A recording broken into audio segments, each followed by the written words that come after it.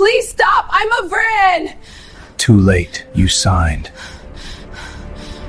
Kim Min-jae ruled Seoul's underworld with ice in his veins until security footage captured her. A Nigerian business student with braids cascading down her spine and fire in her stance that refused to break. When her father's debt trapped her in a marriage contract she thought was paperwork, Amanda became his by law.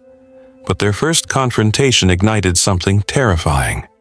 He felt vulnerable again, and she discovered strength in the darkness everyone feared. Now, caught between syndicate wars and impossible desire, they'll learn some bonds are signed in contracts, but forged in surrender. Kim Min-jae didn't believe in mercy. As underboss of the Min Syndicate, he ruled Seoul's criminal empire with surgical precision. Every emotion locked away, every weakness eliminated. His dying father had given him 6 months, produce an heir, or watch the empire collapse. 32 women had failed, too fragile, too calculating. None could survive the monster he'd become. Then 2:47 a.m. changed everything.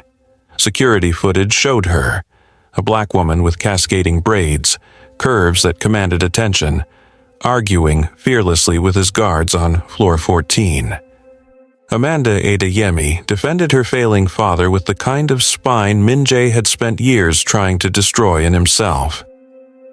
"Pull the Adeyemi file," he ordered, voice cutting through penthouse silence. The report appeared.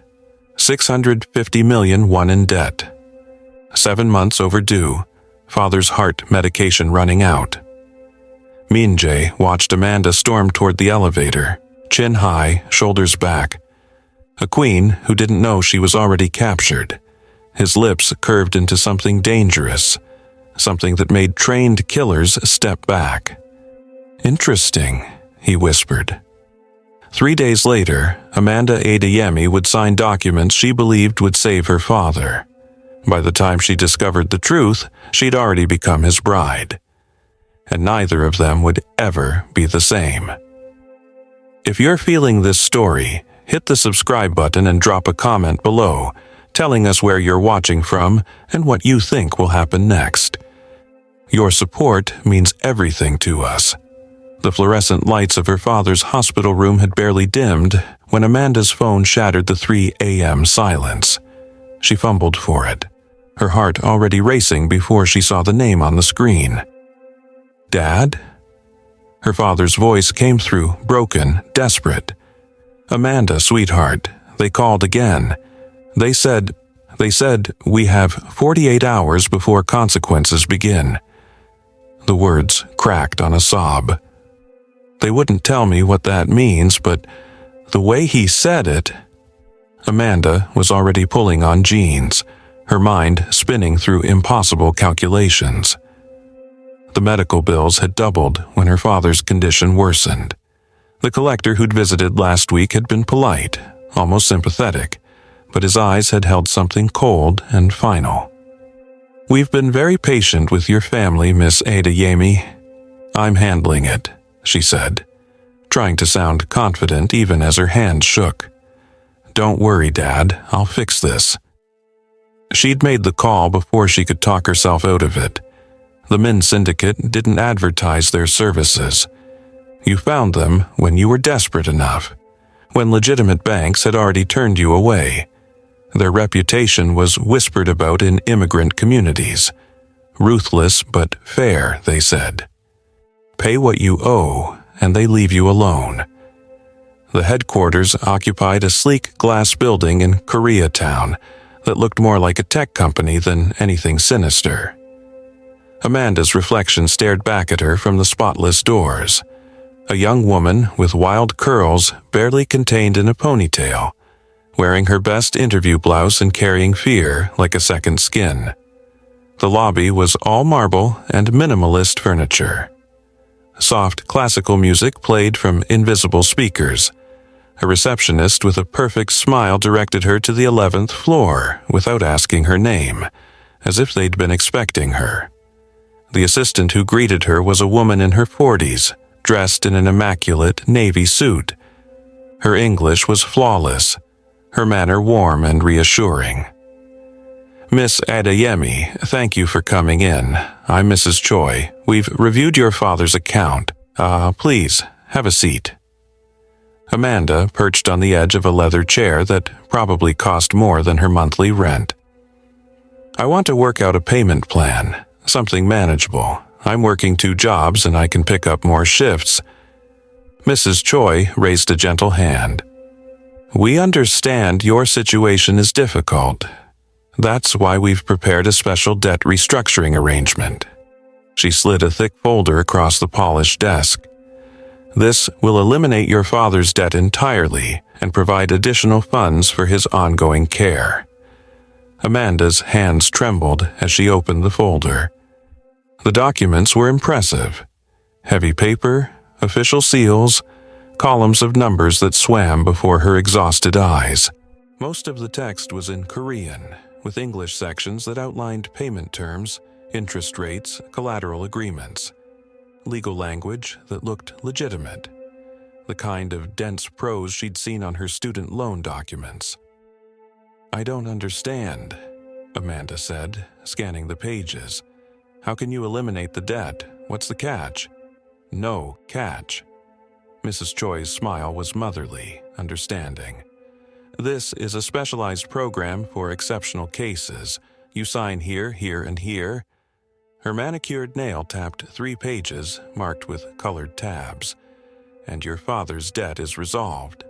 The Korean sections are standard regulatory language, nothing that affects you directly. I can have our translator come up if you'd like, but I assure you, everything is in order." Amanda looked at the numbers again. The debt, gone. Additional funds for treatment, $50,000. Her father could get the surgery he needed. He could live. "Shouldn't I have a lawyer look at this?"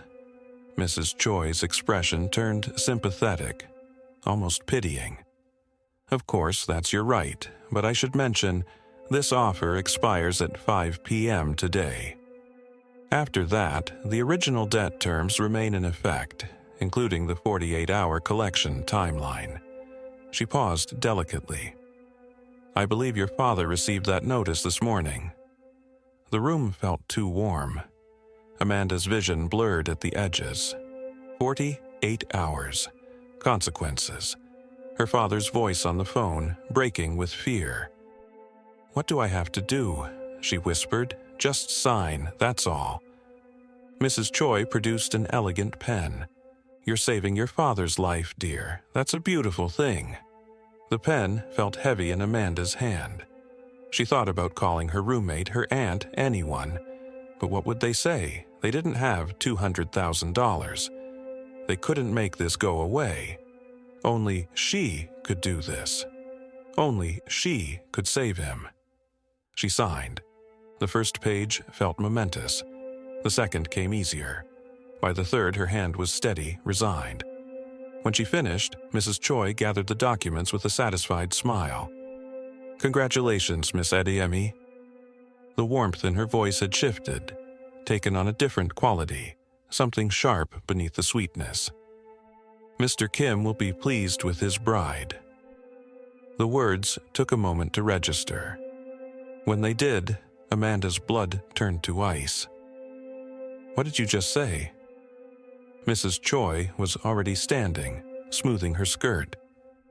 "The contract you just signed, sections 3 through 7, the Korean portions. They outline the terms of your marriage arrangement to Mr. Kim Jae-sung, head of the Min Syndicate." She tilted her head, still smiling. "Didn't you read them?" Amanda lunged for the folder, her hands clumsy with panic. The Korean characters stared back at her, incomprehensible. No, this is... You said it was debt restructuring." "It is. Your debt, restructured as a marital obligation. Quite common in certain traditional arrangements." Mrs. Choi's voice remained pleasant, conversational. "The wedding is scheduled for Saturday. You'll receive instructions tomorrow." "This isn't legal. I'm not..." I didn't consent to... Amanda was already moving toward the door, but it opened before she reached it. 2 security guards stepped inside, their bulk filling the doorway.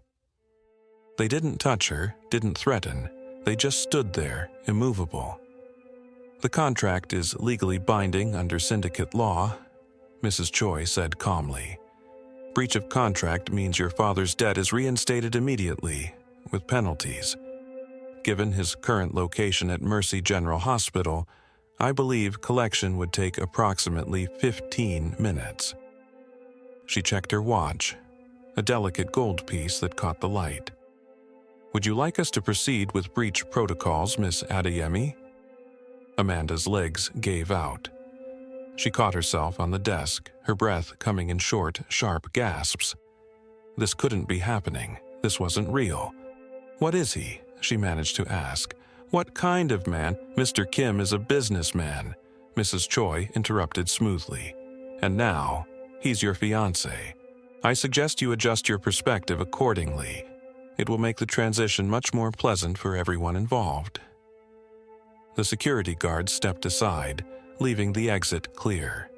Amanda understood immediately. They weren't keeping her prisoner. They didn't have to. The contract was the cage. Her father's life was the lock. She walked out on shaking legs, her phone heavy in her pocket. She should call someone, the police, a lawyer, someone who could undo this nightmare. But Mrs. Choi's voice followed her to the elevator, soft and final. 48 hours, Miss Adeyemi, the wedding or the collection. Your choice." Amanda's hands trembled as she stared at the signature at the bottom of the contract. Her signature, bold and unmistakable. The paper felt like it weighed 1,000 pounds, each clause a chain wrapping tighter around her chest. Min-jae stood in the center of her family's restaurant, impossibly still amid the chaos her father had created.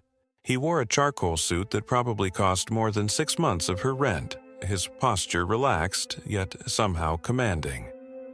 Behind him, 2 guards in matching black suits flanked the entrance like sentinels, their presence transforming the warm, familiar space into something cold and threatening. "Section 3, Paragraph 2, Min-jae said, his voice carrying the same surgical precision she remembered from the club. No anger, no triumph, just facts delivered with devastating calm. In exchange for the settlement of debt totaling $850,000, the signatory agrees to exclusive personal employment for a period of no less than 3 years. The words hit Amanda like physical blows. Employment. The clinical term made her stomach turn. Personal employment, she repeated, her voice cracking. You mean ownership? I mean precisely what the contract states. Min-jae's dark eyes met hers without wavering. You signed willingly. Multiple witnesses can attest to your clear state of mind. You asked no questions. You demanded no counsel. You simply signed.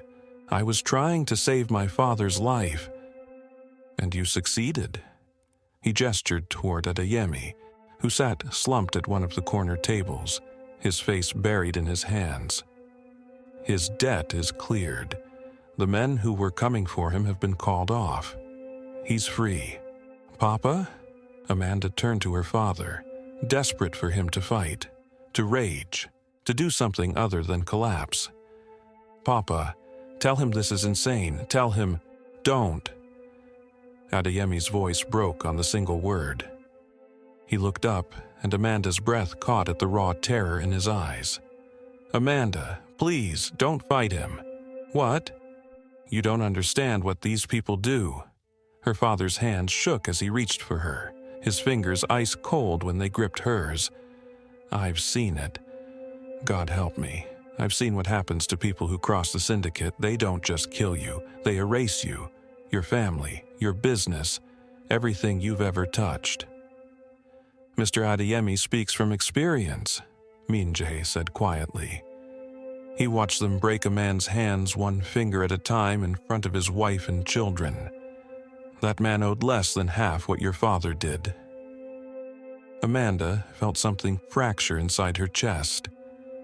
She looked at her father, this man who had raised her, who had taught her to stand tall, to never back down, and saw only a shell.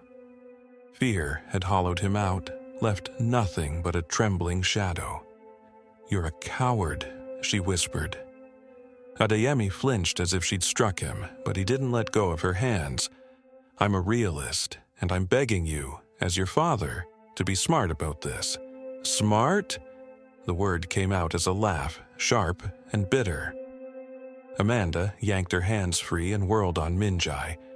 "Smart would have been not gambling away money you didn't have.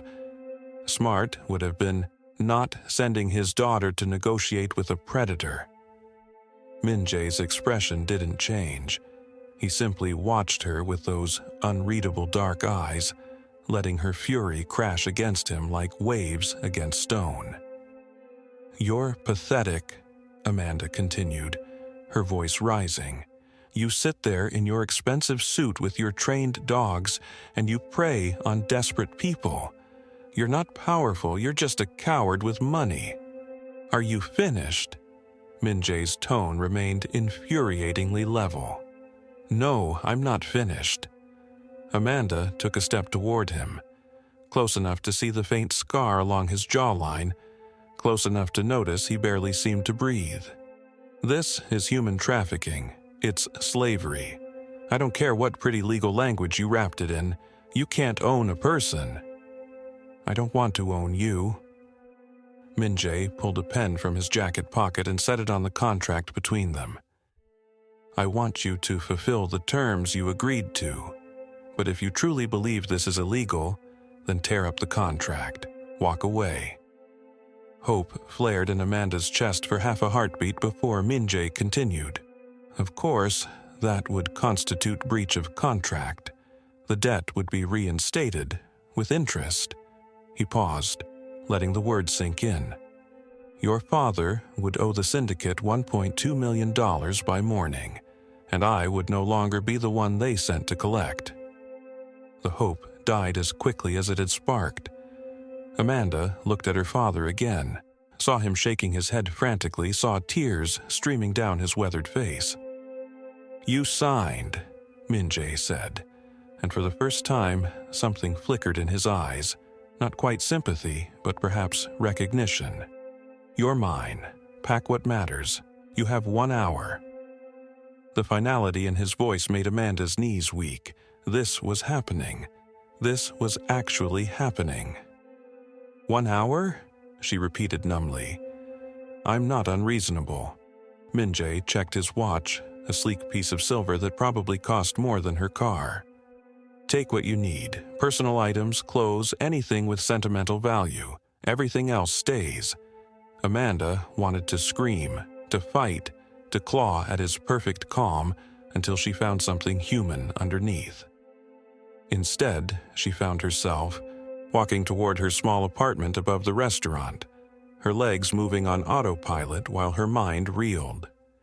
She packed in a daze: clothes, photos, her mother's jewelry box, the worn copy of Beloved she'd read until the pages fell apart. Each item felt like a goodbye. When she came back down the stairs 45 minutes later, suitcase in hand, her father was still sitting at the corner table. "Papa," her voice cracked on the word. Adeyemi stood on shaking legs and pulled her into his arms. He smelled like kitchen grease and fear sweat, and Amanda memorized it because she didn't know when she'd smell it again. "I'm sorry," he sobbed against her hair. "God forgive me, I'm so sorry." Amanda couldn't speak. If she opened her mouth, she'd shatter completely. Minjai cleared his throat. "Time." The guards moved forward, and Amanda pulled away from her father before they could separate them by force. The last image she had of him was blurred through tears. A broken man who couldn't even stand upright, apologizing to empty air. The car was sleek and black, the interior leather so soft it felt obscene. Amanda sat in the back while Minjai took the seat beside her. separated by miles of expensive silence. Seoul blurred past the tinted windows, neon signs and crowded streets giving way to pristine high-rises that seemed to scrape the clouds. The penthouse occupied the top 3 floors of a building that looked like it had been carved from obsidian and ice. Floor-to-ceiling windows overlooked a city that glittered like scattered diamonds, but the view felt cold. Everything felt cold. The minimalist furniture, the polished concrete floors, the art on the walls that probably cost more than Amanda would earn in a lifetime. "Your room is on the 2nd floor," Min-jae said, already moving toward a glass staircase.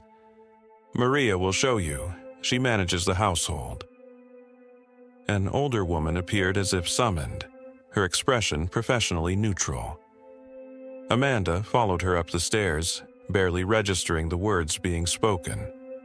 House rules, schedules, expectations. Her room was larger than her entire apartment had been. A king bed dominated the space, dressed in white linens that looked untouched. Another wall of windows displayed Seoul from a different angle, the city sprawling below like a kingdom she'd never be part of. Amanda set her suitcase down and walked to the glass. Her reflection stared back at her, ghostly against the city lights. A woman who'd signed her life away to save a man too broken to fight for her. Behind that reflection, the door clicked shut, and Amanda realized she was crying. She was trapped in a fortress overlooking a city that had never belonged to her, owned by a man who spoke in contracts and moved like winter. And she had exactly 3 years to figure out how to survive it.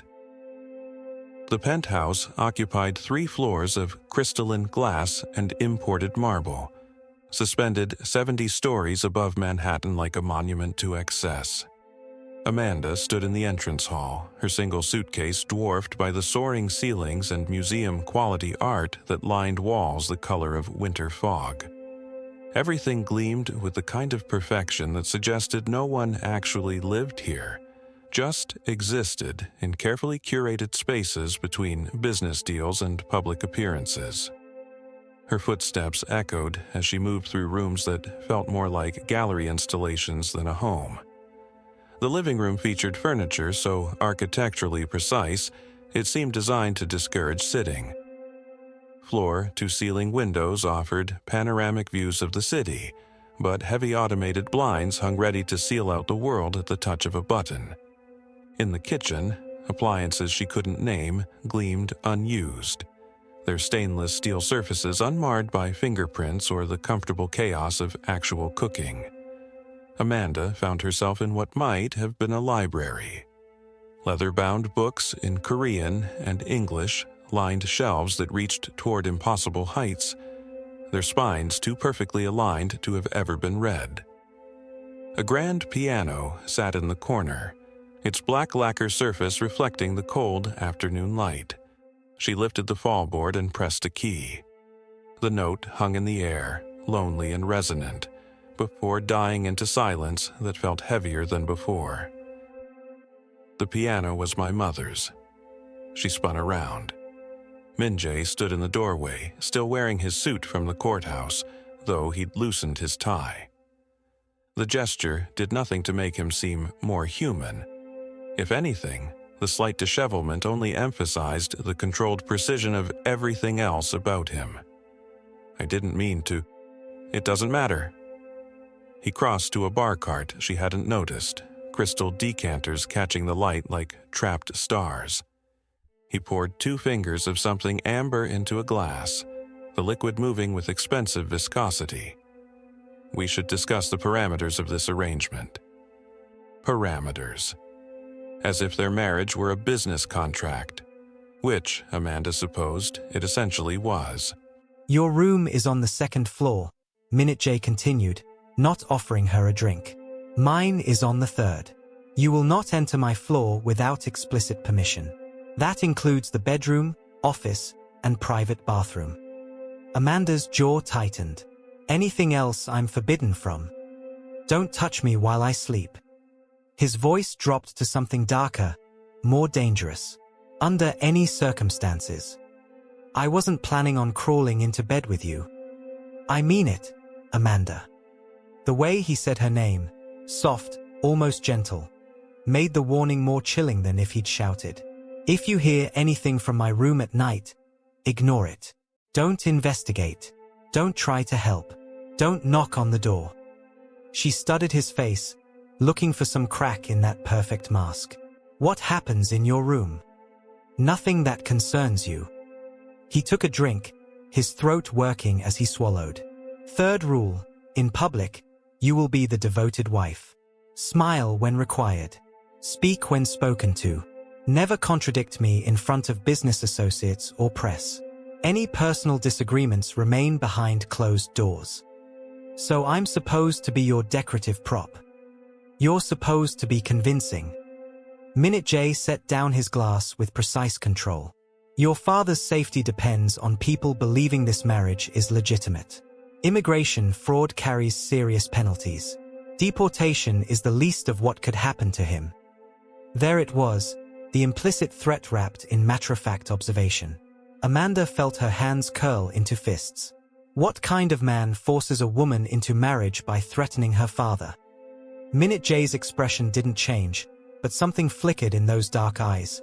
Something that might have been respect for her directness, or possibly just amusement at her defiance. The kind who doesn't pretend to be anything but what he is.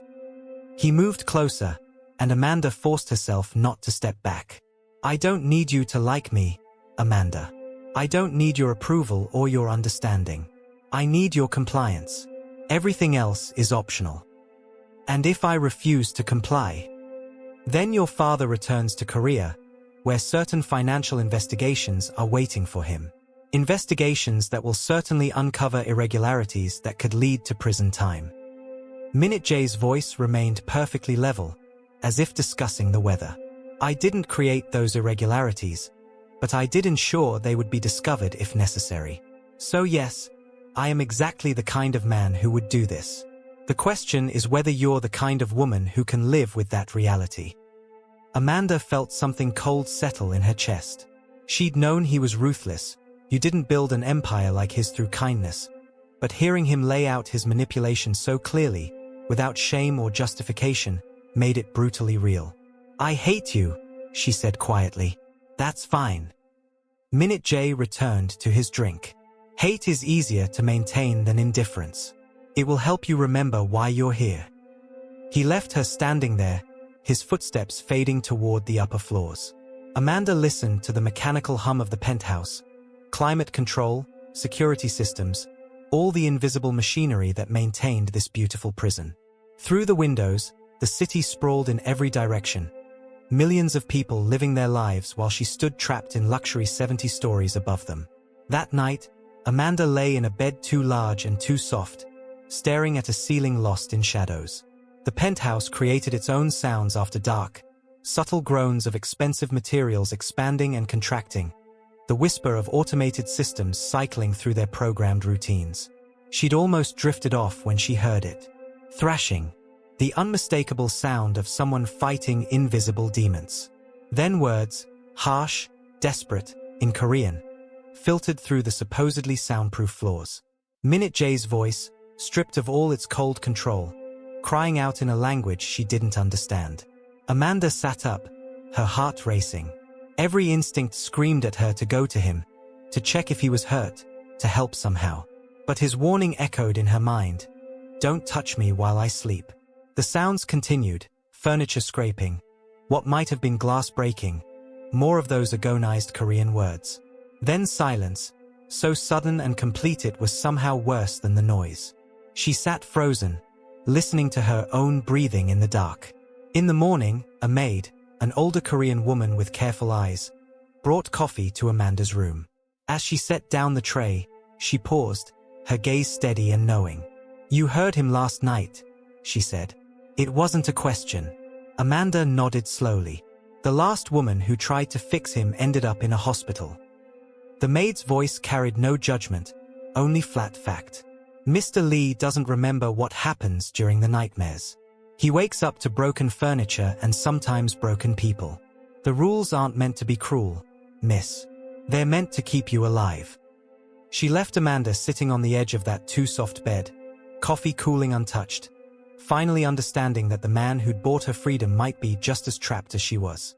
The note appeared on Tuesday morning, a whisper of white against the dark hardwood of her bedroom floor. Amanda almost missed it. Would have, if the edge hadn't caught the light from the window just right. She picked it up with trembling fingers, unfolding cheap notebook paper that felt wrong in this palace of luxury. The words were printed in careful block letters, anonymous and urgent. Run. Before it's too late. He destroys everything he touches. Amanda's breath caught. She turned the paper over, searching for more, but found only blankness. Her first instinct was to march straight to Minute J, to demand answers, to throw this evidence of what? Concern? Conspiracy? But something held her back. The note's very existence meant someone in this house feared him enough to warn her, and feared him too much to sign their name. She tucked it into her pocket and said nothing. The days that followed felt like living inside a tightening coil. Minute J's presence became unavoidable, oppressive in its intensity. He appeared in doorways when she turned corners. His gaze followed her across rooms during the increasingly rare moments when Mrs. Chen summoned her downstairs. He didn't speak to her, didn't acknowledge her directly, but Amanda felt the weight of his attention like a physical thing pressing against her skin. It was worse than his anger. This was focus, pure and predatory.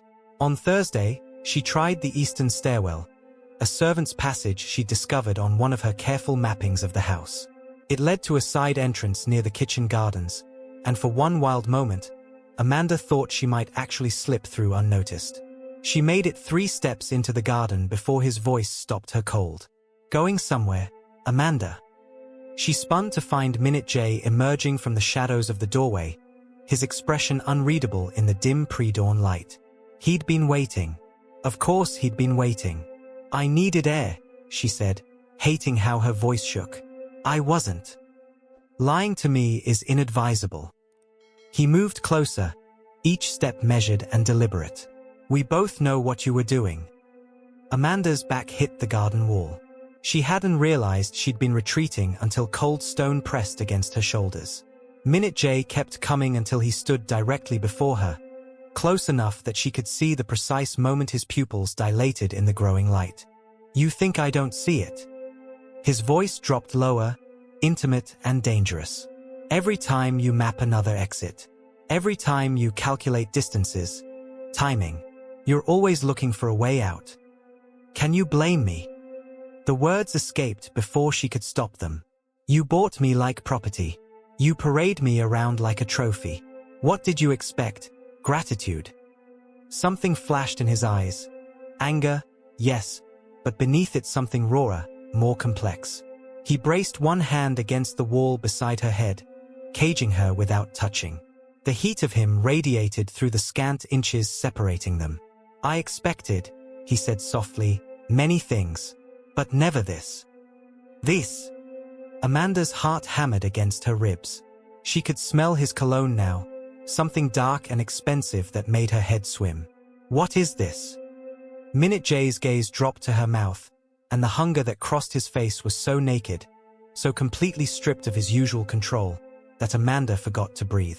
This wasn't the cold businessman. This wasn't the calculated buyer at an auction. This was something primal and barely leashed, and it terrified her almost as much as it sent heat spiraling through her body. He leaned closer. His other hand came up, fingers ghosting along her jawline with a gentleness that contradicted everything about the moment. Amanda's mind screamed at her to move, to fight, to do anything but stand there drowning in his proximity. But her body had other ideas, swaying infinitesimally toward him as if pulled by invisible strings. Amanda. Her name on his lips sounded like a prayer and a curse. His thumb traced the curve of her lower lip, and she felt the tremor in his hand, the only sign that he wasn't as controlled as he appeared. This was it. This was the moment the warning note had predicted. He destroys everything he touches. The words broke free before Amanda could think them through, desperate and small. Stop. Please. I'm a virgin.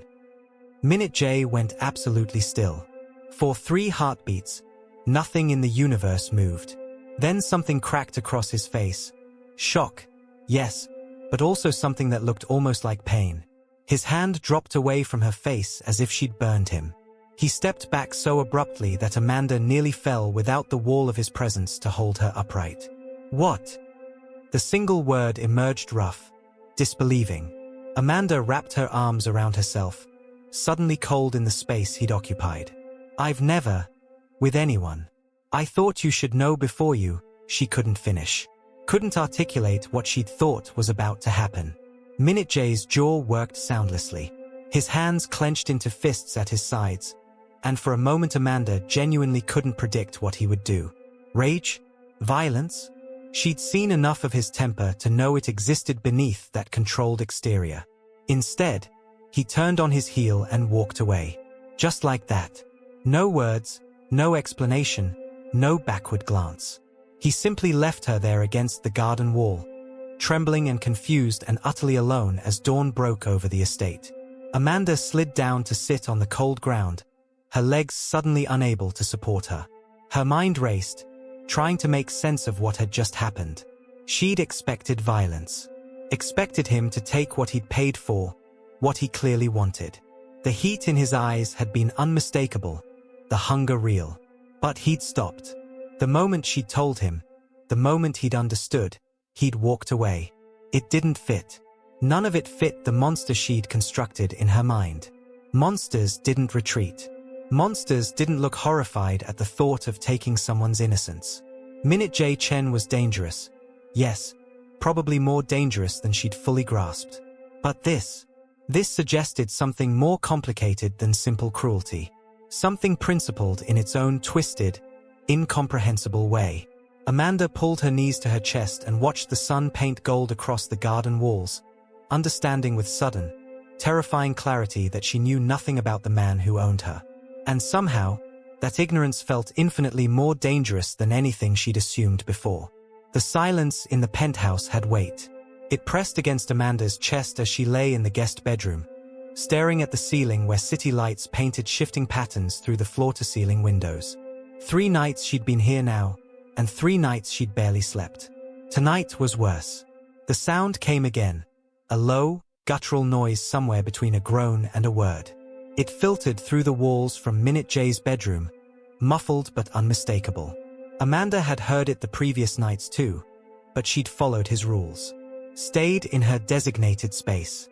Minded her own business like a good employee. But this wasn't just noise anymore. This was pain. She threw off the covers before she could talk herself out of it. Her bare feet whispered across the marble floor as she moved through the darkened living room toward the master suite. Every instinct screamed that she was crossing a line.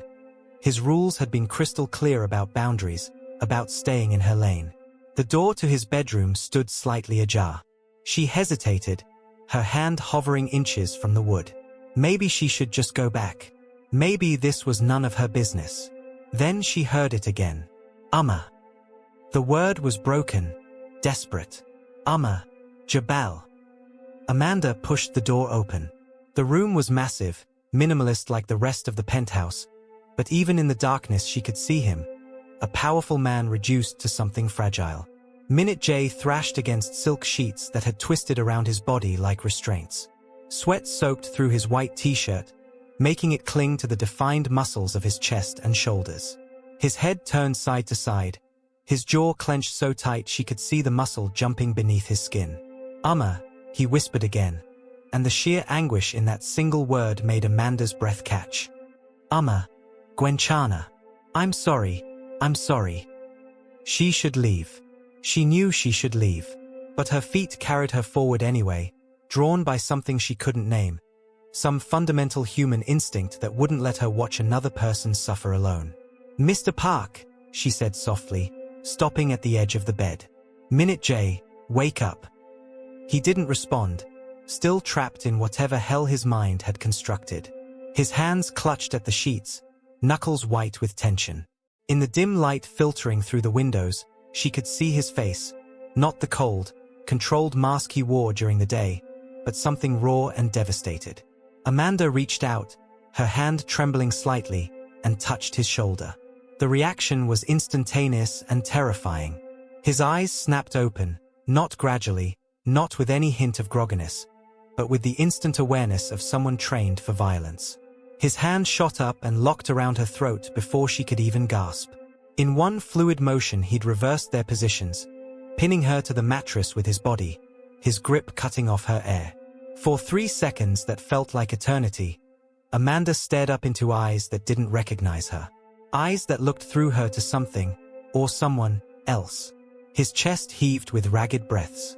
His hand tightened fractionally. Then recognition hit. Jesus Christ. The words came out strangled as Minute J released her throat and scrambled backward so fast he nearly fell off the bed. Amanda. God. Amanda, I. She coughed, one hand flying to her neck where she could still feel the ghost of his fingers. Her heart hammered against her ribs, adrenaline flooding her system. But when she looked at him, what she saw wasn't the monster who'd just attacked her. She saw terror. Minute J had backed himself against the headboard, as far from her as he could get while still on the bed. His hands shook visibly as he stared at them like they belonged to someone else. In the low light, she could see his chest rising and falling too rapidly, could hear the barely controlled panic in his breathing. I told you, he said, his voice rough and broken. I told you not to come near me when I'm sleeping. I told you. You were having a nightmare, Amanda interrupted, still rubbing her throat. Her voice came out raspy but steady. You were calling for your mother. The words hit him like a physical blow. She watched him flinch, watched the way his jaw tightened as he fought for control. For a long moment he said nothing, just sat there with his head bowed and his fists clenched against his thighs. She died, he finally said, the words barely audible. When I was 8. A rival family, one of my father's enemies, they broke into our home. My father was supposed to be there, but he wasn't. So they... He stopped, swallowed hard. They made me watch. Amanda's chest constricted. She wanted to say something, anything, but no words seemed adequate. After, Minute J continued, his voice hollow. My father decided I needed to be stronger. Harder. He said weakness had killed her, and he wouldn't let weakness kill me too. So he trained me, broke me down and built me back up into something that couldn't be hurt. Something that couldn't feel. His laugh was bitter, self-loathing. I was 9 years old the first time he made me fight someone twice my size. 13 when he sent me to handle my first real problem. 15 when I stopped counting how many people I'd hurt. He finally looked up at her, and the pain in his eyes was so raw it physically hurt to witness. I don't get soft things, Amanda. I don't deserve them. Men like me, we're weapons. We're tools. We're not meant for normal lives or normal relationships or... His gaze dropped to her throat, where she knew marks were probably forming. Or for gentle people who make us wish we could be something different. The confession hung in the air between them. Amanda sat frozen, processing everything he'd revealed, seeing with sudden clarity the truth of Choi's words from days ago. This wasn't a monster. This was a man who'd been systematically transformed into something monstrous, who'd had his humanity beaten out of him one lesson at a time. And he believed he deserved it. She should leave.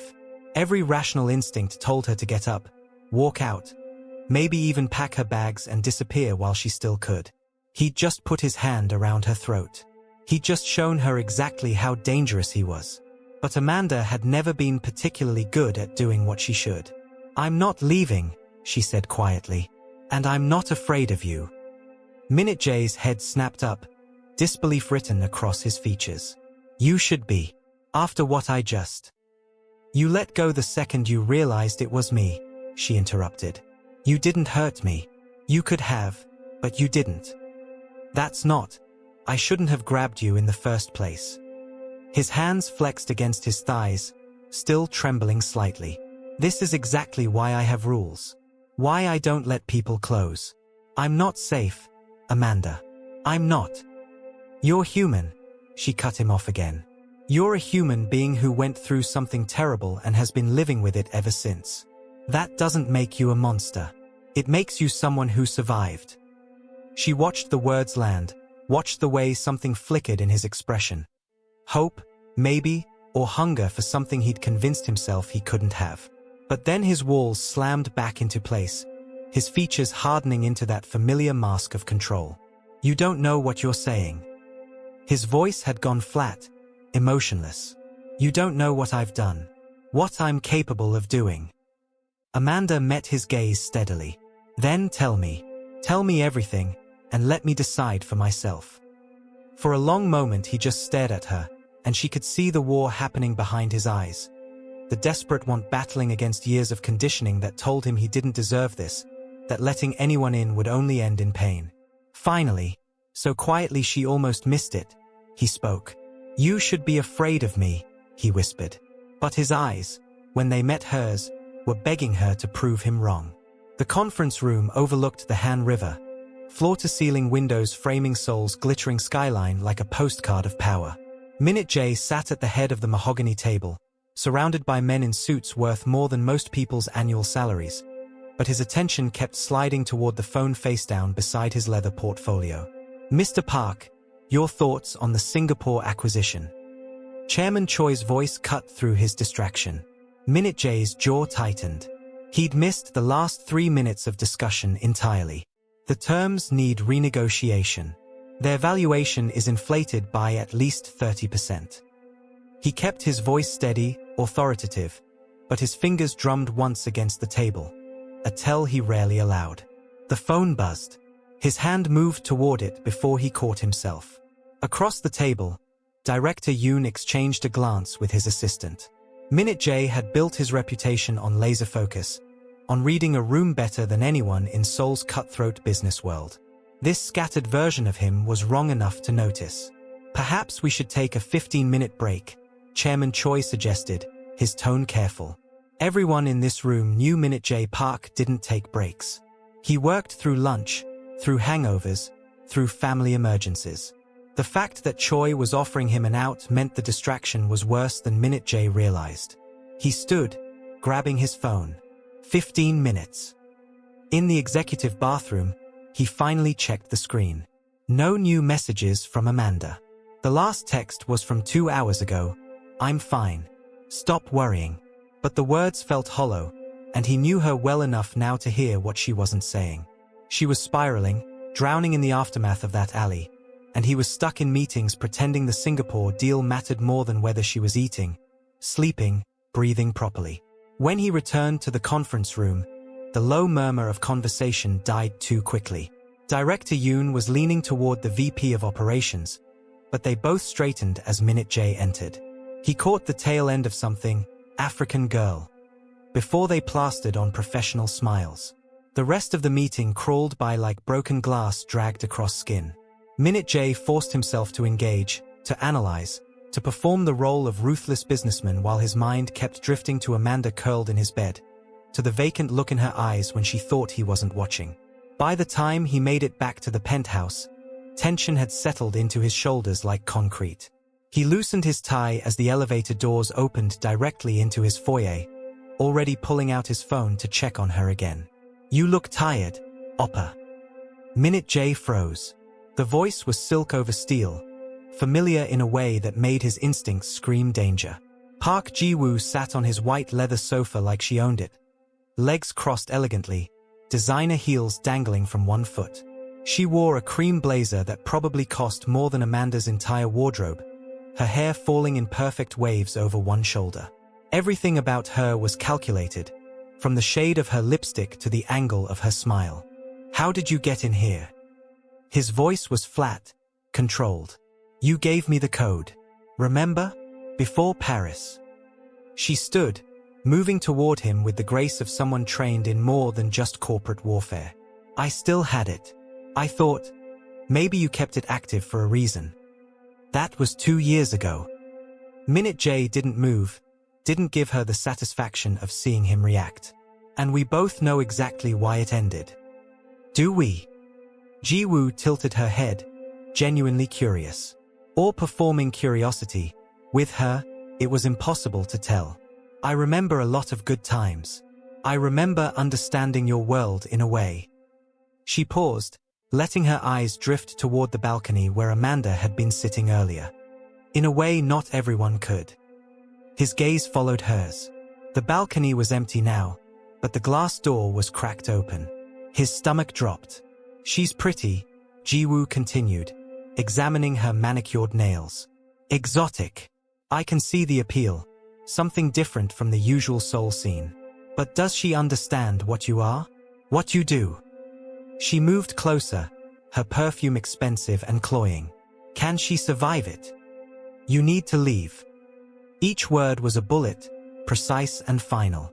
But Jiwoo closed the distance between them, her hand settling on his forearm with practiced familiarity. "I'm trying to help you, Minute J. The syndicate is watching. They know you're distracted, vulnerable." Her voice dropped lower. "Is she worth what they'll do when they decide you've become a liability?" On the balcony, partially hidden behind the curtain, Amanda stood frozen. She'd been about to come inside when she heard the voice. Sultry, confident, speaking Korean with the kind of intimacy that made Amanda's chest tight. Through the glass, she could see them. Minute J in his perfect suit, jaw clenched in that way that meant he was controlling himself, and the woman touching him like she had every right to. The woman was stunning. Not pretty, stunning. The kind of beautiful that came with generational wealth and professional styling. The kind Amanda had only seen in Korean dramas. Her hand rested on Minute J's arm with casual possession, and when she laughed at something, the sound was like crystal chimes. Amanda's reflection in the glass looked small by comparison. Cheap clothes borrowed from Minute J's closet. Hair in a messy ponytail. Dark skin that would never fit Seoul's beauty standards no matter how many whitening cream ads she saw on every street corner. She watched Jiwoo lean in closer, watched Minute J's expression stay carefully neutral, and felt something crack in her chest. This was his world. Sophisticated, polished, deadly. And she was just the African girl his associates whispered about. The exotic distraction people like Jiwoo could dismiss with a perfectly arched eyebrow. Minute J finally stepped back from Jiwoo, putting distance between them. "Get out. And if you ever use my personal code again, I'll make sure you regret it." Jiwoo's smile didn't waver. "Think about what I said. About whether she's worth the risk."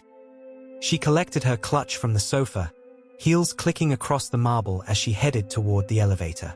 "Call me when you remember who your real allies are." The elevator doors closed behind her. Minute J stood still for a long moment, then turned toward the balcony. "Amanda." She stepped inside, and he saw it immediately. The hurt, the jealousy, the insecurity that Jiwoo had planted with surgical precision. "How long were you together?" 2 years. It ended badly." He moved toward her, but she stepped back. "She's beautiful. She's dangerous. She knows your world." Amanda's voice cracked slightly. "She fits here." "Amanda. I need air." She was already moving toward the door, grabbing his jacket from the hook. "I can't just sit here anymore. I can't keep being the broken girl you have to worry about. It's not safe." Minute J caught her wrist, gentle but firm. "Not after what happened." She pulled away, and for the first time since the alley, there was fire in her eyes instead of vacancy. "I survived Lagos. I survived kidnappers. I'll survive a walk in Seoul." She yanked open the door. "Or maybe I'll do more than walk. Maybe I'll remember I had a life before I became your responsibility." "Amanda, wait." But she was already gone, the door slamming behind her with enough force to rattle the frame. Minute J stood in the sudden silence of his penthouse, Jiwoo's perfume still lingering in the air like poison, and felt control slipping through his fingers like water. He grabbed his phone, dialing the security team he kept on retainer. "She's heading out. Follow her. Don't let her see you, but don't let her out of your sight." Then he called another number, one he'd hoped never to use again. When the voice answered, he spoke in rapid Korean. "We have a problem. Park Jiwoo just paid me a visit." The response made his blood run cold. Because if Jiwoo was making moves now, it meant the syndicate's next play was already in motion. Amanda stared at the black credit card in her trembling hand, The 1 Minute J had left on the dresser that morning with a careless note, "For whatever you need." The words mocked her now. What she needed, he couldn't buy. What she needed was standing beside another woman at a charity gala, smiling for cameras like they were the power couple everyone believed them to be. She'd seen the photos. Every gossip site, every social media platform, every news outlet, they all featured the same images. Minute J in a perfectly tailored tuxedo, Ji-woo in a stunning red gown that probably cost more than Amanda's father's entire debt. They looked perfect together. Natural. Like they belonged in that world of champagne and diamond necklaces and people who'd never had to scrub floors to survive. Amanda had spent 3 hours staring at those photos, dissecting every angle of Minute J's expression. The way his hand rested on Ji-woo's lower back. The practiced smile that didn't reach his eyes but looked convincing enough for the cameras. The captions made it worse. Kim Minute J and longtime friend Ji-woo steal the spotlight at the Luna Foundation Gala. Could wedding bells be next? Another read. Sources say Minute J's mystery wife was notably absent from tonight's event. Trouble in paradise? They had no idea. There was no paradise. There never had been. She grabbed her phone and texted Sarah, the only person from her old life who still answered her calls. 20 minutes later, she was sliding into the back of a car, Minute J's credit card burning a hole in her clutch, heading toward a club she'd only seen in Instagram posts from people whose lives looked nothing like hers. The club was everything she'd imagined and nothing she was prepared for. Pulsing lights that made her vision swim, music so loud it drowned out thought, bodies pressed together in a writhing mass of designer clothes and expensive perfume. Amanda headed straight for the bar, her heart pounding with something between defiance and desperation. Vodka, she told the bartender, because that's what people ordered in movies when they wanted to forget. What kind? She had no idea there were kinds. The strongest one. The first drink burned going down, making her eyes water. The second one was easier. By the third, the edges of everything had softened, the pain in her chest dulling to something almost manageable. Sarah was dancing with someone whose name Amanda had already forgotten, and she was alone at a table that probably cost thousands to reserve. Minute J's money paying for her self-destruction. She pulled out her phone, her fingers clumsy on the screen. The photos were still there, of course. They'd be there forever, preserved in the digital archive of her humiliation. Minute J's hand on Ji-woo's back. His smile. The way they fit together in that world of wealth and power, while Amanda was just the broken girl he'd bought to settle a debt. The vodka made her bold. The jealousy made her reckless. The pain made her stupid. Her thumb hovered over the Instagram live button. She'd never done a live stream before. What would she even say? But the alcohol whispered permission, and the hurt screamed for release, and before she could think it through, she was staring at her own face on the screen, watching the viewer count climb. 50 people. 100. 500. You want to know the truth? Her voice sounded strange, too loud and too raw. Everyone thinks Kim Minute J is this perfect businessman, right? This powerful, untouchable man. She laughed, and it came out broken. I'm his wife. Did you know that? His secret wife that he hides away like some kind of dirty secret. The viewer count was climbing faster now. 1,000. 2,000. But here's what nobody knows. I'm just a contract wife. He bought me. Like property. Like something you pick up at a store because it's convenient. The words tumbled out faster, fueled by vodka and months of swallowed pain. My father owed him money, and instead of paying, he sold me. And Minute J? He took the deal. Because this is who Kim Minute J really is. Someone who buys people. Her vision blurred with tears, but she kept going, months of silence finally breaking open. And tonight, while I'm here drowning in his money, he's out there with her. The woman who actually belongs in his world. Looking happy. Looking like they're perfect together. 5,000 viewers. 10,000. The comments were a waterfall she couldn't read through her tears. So congratulations, everyone. You finally know the truth about the great Kim Minute J. A hand closed around her wrist, firm but not painful. Amanda looked up into Minute J's face, and the ice in his eyes sobered her faster than any amount of coffee could have. His expression was blank, terrifyingly so, like he'd put on a mask that hid everything human underneath. He reached across her, ending the live stream with a single tap.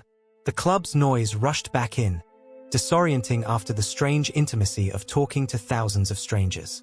"We're leaving," Minute J said, his voice flat. "I don't want to." That wasn't a request. Camera flashes erupted around them as Minute J lifted her from the chair, one arm around her waist, the other supporting her legs. Amanda wanted to fight, wanted to scream that she wasn't some damsel to be carried away, but the vodka and the tears and the bone-deep exhaustion made her body heavy. The cameras followed them out. Dozens of phones capturing every angle of Korea's most powerful businessman carrying his drunk, crying wife out of a nightclub while entertainment reporters shouted questions neither of them answered. The car was blessedly dark and quiet. Minute J set her down in the back seat with careful precision, like she was made of glass that might shatter.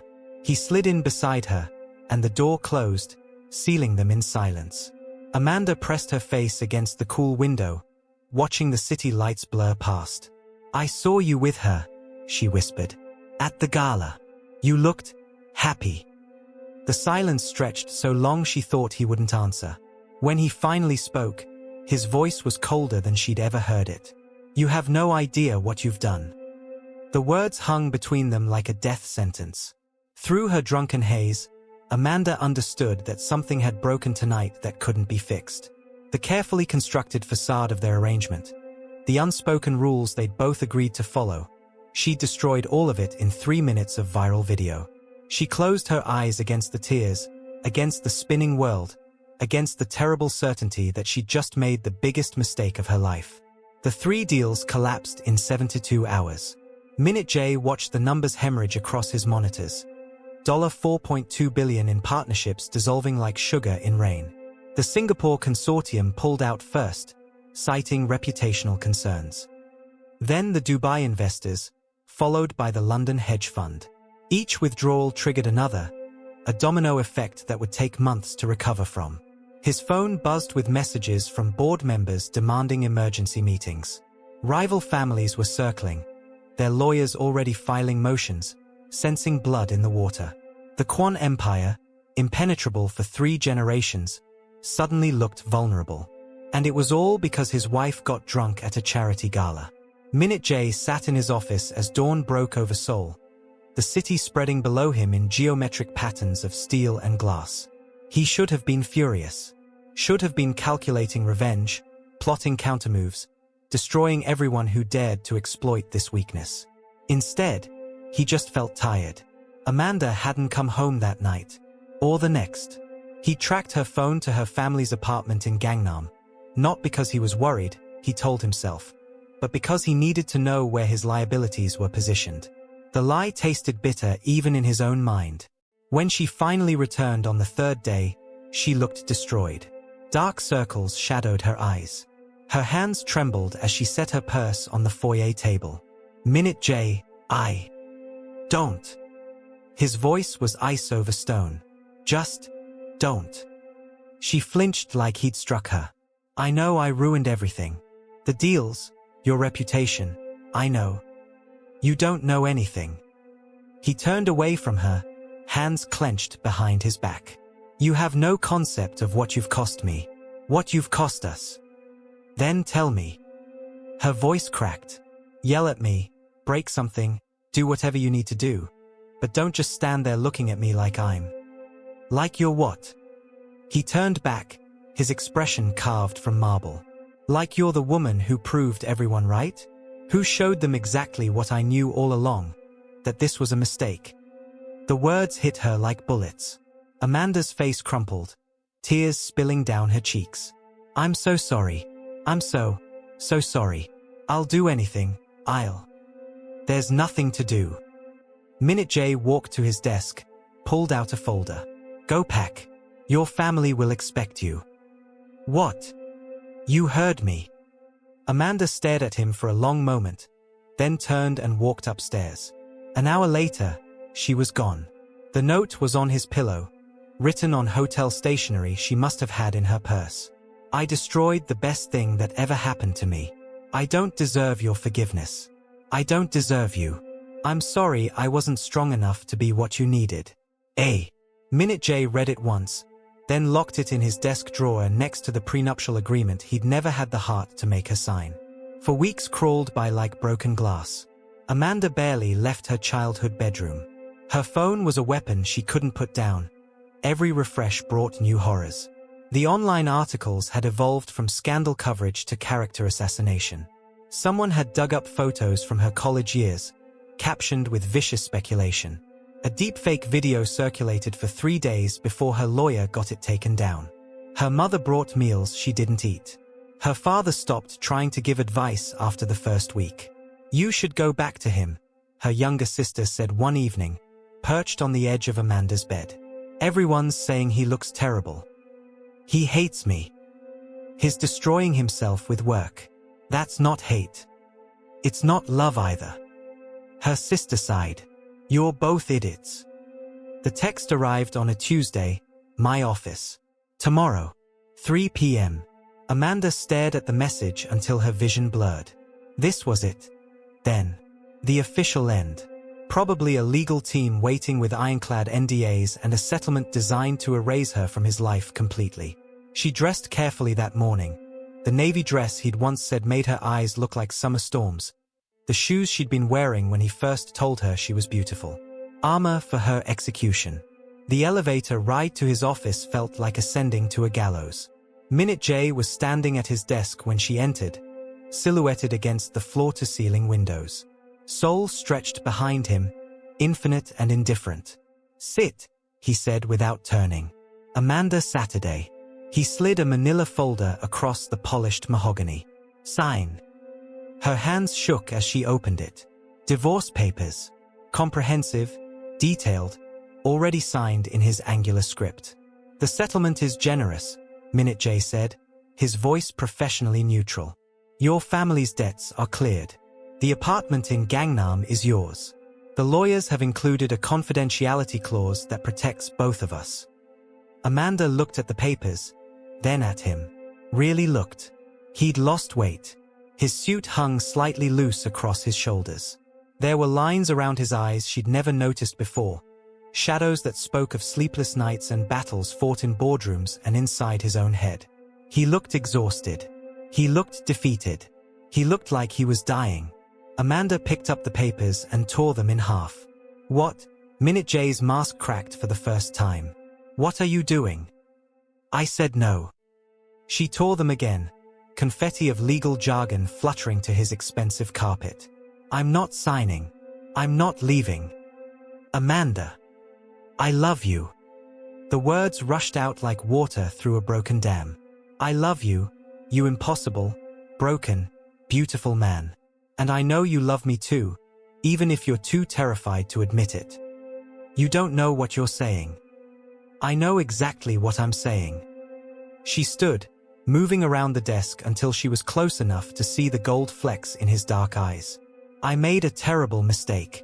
I hurt you, I hurt us, and I will spend the rest of my life making it right if you let me.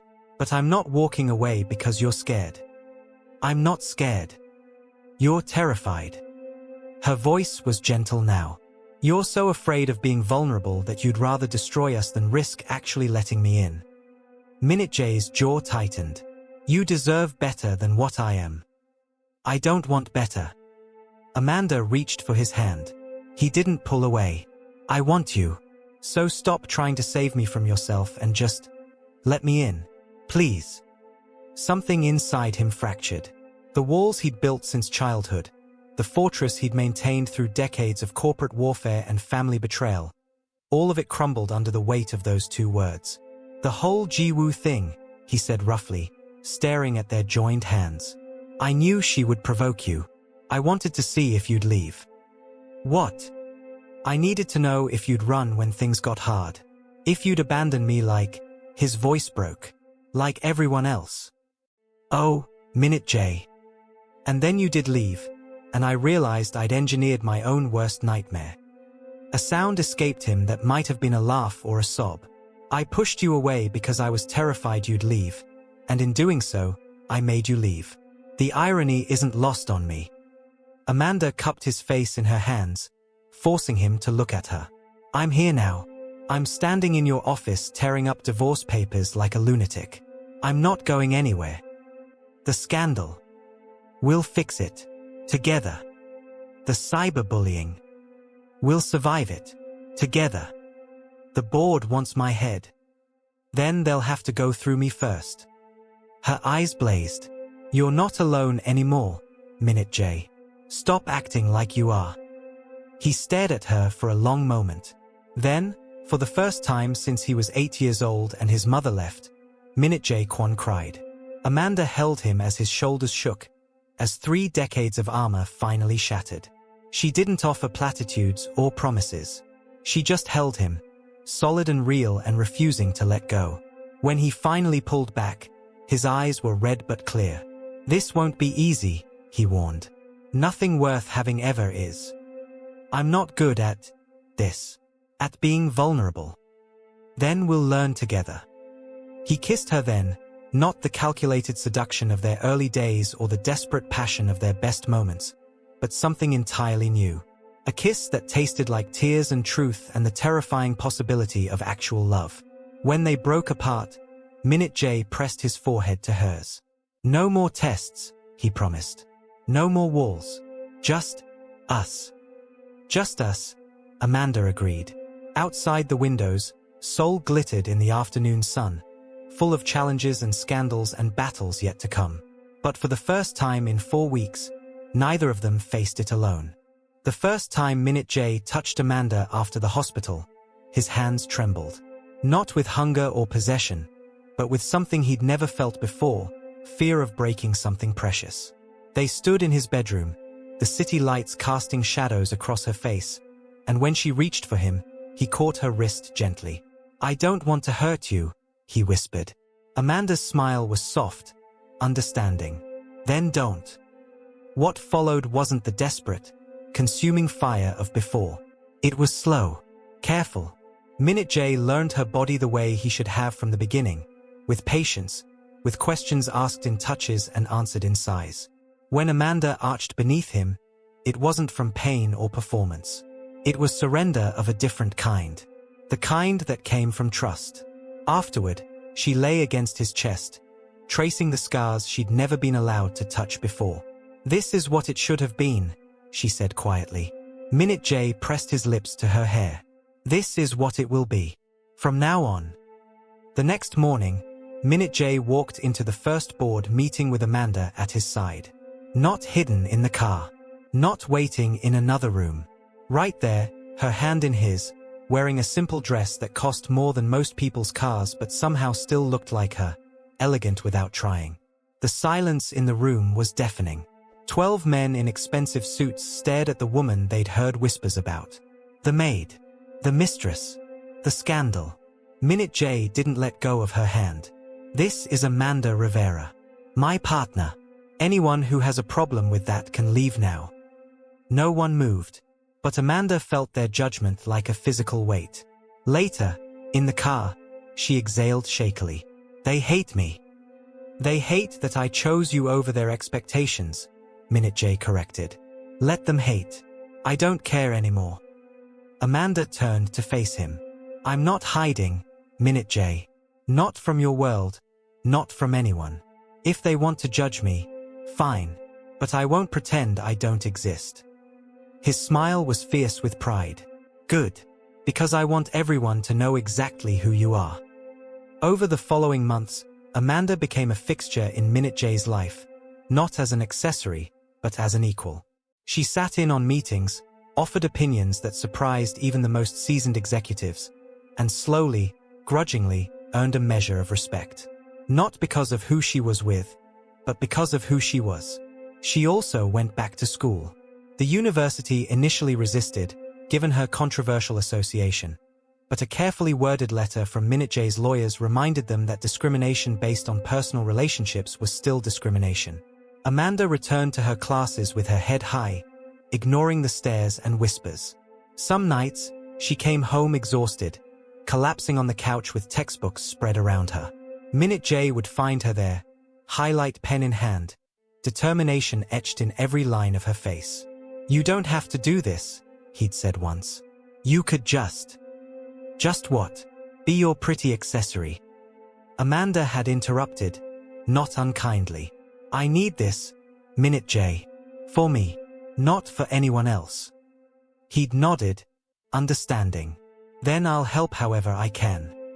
"You can start by not trying to bribe my professors," she'd replied dryly.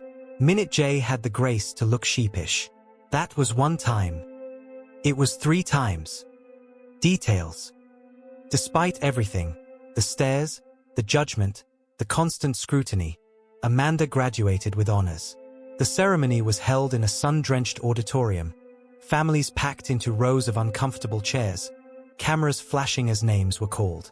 When Amanda walked across that stage, diploma in hand, she scanned the crowd out of habit.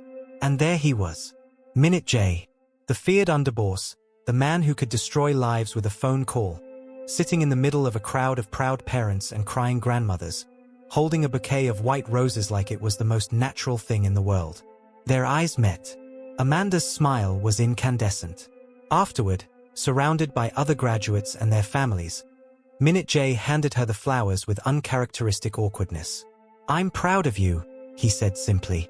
Amanda threw her arms around him, not caring who saw. "Thank you for being here." "Always," he promised. 3 months later, Amanda stood in the bathroom of the penthouse, staring at the plastic stick in her hands like it might explode. 2 pink lines. Clear as day. Impossible to misinterpret. She'd suspected for a week. The exhaustion, the nausea, the way certain smells made her stomach turn. But suspecting and knowing were 2 different things. When she walked into the living room, Minute J was on a call, pacing by the windows. He ended it immediately when he saw her face. "What's wrong?" Amanda held up the test. "I'm pregnant."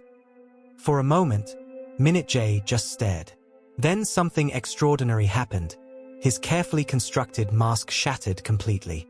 His eyes went wide, then glassy, then filled with something Amanda had never seen before. Pure, unguarded joy. We're..." He couldn't finish the sentence. Instead, he crossed the room in 3 strides and dropped to his knees, pressing his hands against her still flat stomach with reverent wonder. "Hey there," he whispered to the life growing inside her. "I'm your dad. And I promise, I'm going to be better for you than anyone was for me." Amanda's throat tightened. She ran her fingers through his hair. "We're going to be okay." Minute J looked up at her, tears streaming down his face without shame. "Yeah, we are." 2 weeks later, they were in the kitchen. Minute J had insisted on cooking dinner, a decision Amanda immediately regretted when smoke started billowing from the pan. "It's supposed to look like that," he insisted, waving a spatula defensively. "It's carbonized," Amanda laughed, opening windows. "We're ordering takeout." "I'm supposed to take care of you," Minute J grumbled, but he was smiling. Amanda wrapped her arms around him from behind, resting her cheek against his back. "Your father must be pleased. You got your heir." Minute J turned in her embrace, his expression suddenly serious. He placed his hands on either side of her face, holding her gaze. "I didn't get an heir, Amanda. I got a family. There's a difference." Her eyes filled with tears. "We saved each other, didn't we?" Minute J kissed her forehead, then her nose, then her lips, soft and sweet and full of promise. "Yeah, we did." Outside, the city hummed with life. Inside, 2 people who'd been broken in different ways stood together, choosing each other despite the chaos, despite the past, despite everything that said they shouldn't work. It wasn't happily ever after. It was something better. It was real. If you loved Minute J and Amanda's journey from darkness to redemption, don't forget to like and subscribe for more powerful stories of love, transformation, and second chances. See you in the next video.